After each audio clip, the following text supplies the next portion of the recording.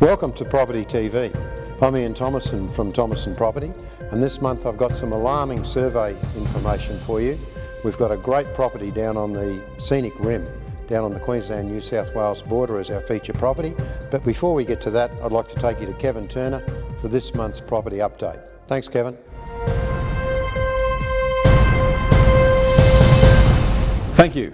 Well, the property market certainly got spooked recently when the federal government hinted that they might scrap negative gearing tax incentives.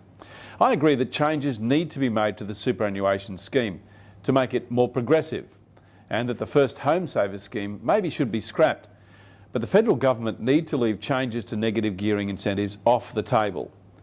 The first home savers account scheme simply has not worked. It's too restrictive in how the funds can be used and doesn't account for the fact that it's hard for young people to save for a deposit and be expected to invest additional funds into a superannuation scheme at the same time.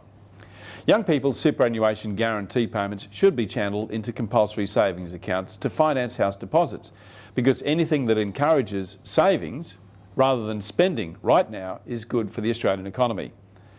A house is the single biggest purchase most of us will ever make in our lifetime. And if there's a way that we can make that easier for young Australians who want to do so, then I think it's a good thing. Thank you.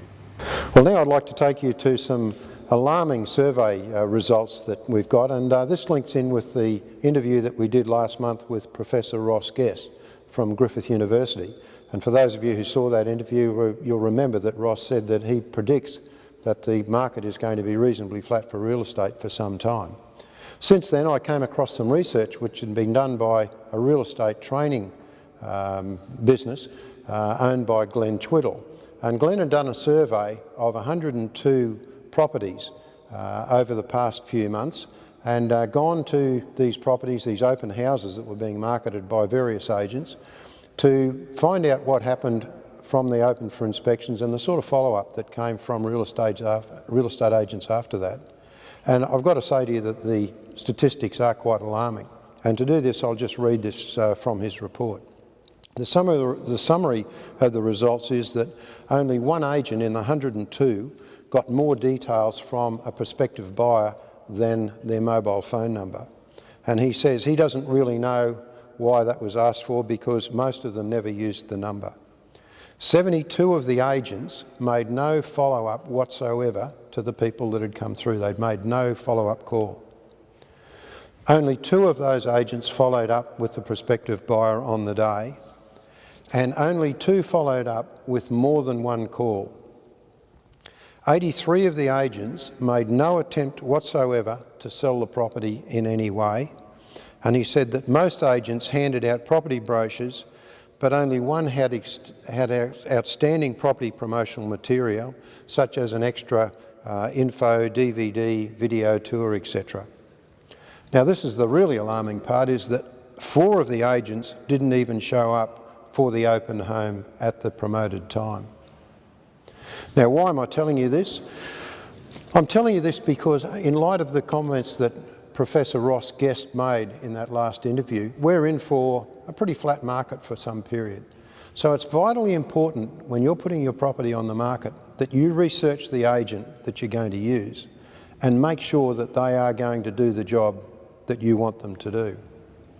With buyers being scarcer than they have been in previous years, and the need to follow up buyers to make sure that they are the ones that a potential buyer is going to buy your property, the agent needs to be really proactive.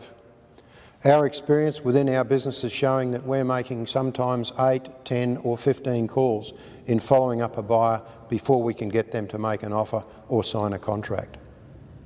So the purpose, again, of telling you this is to say, when you're selecting an agent to sell your property, go out and do a bit of secret shopping on your own. Go to some open houses, give your name and your phone number, and see if you get a follow-up call. And if you don't, go and find another agent to represent you and your property. So that's it from me this month. I certainly hope you can find an agent, a good agent. There are many of us out there that will do what we say we're going to do.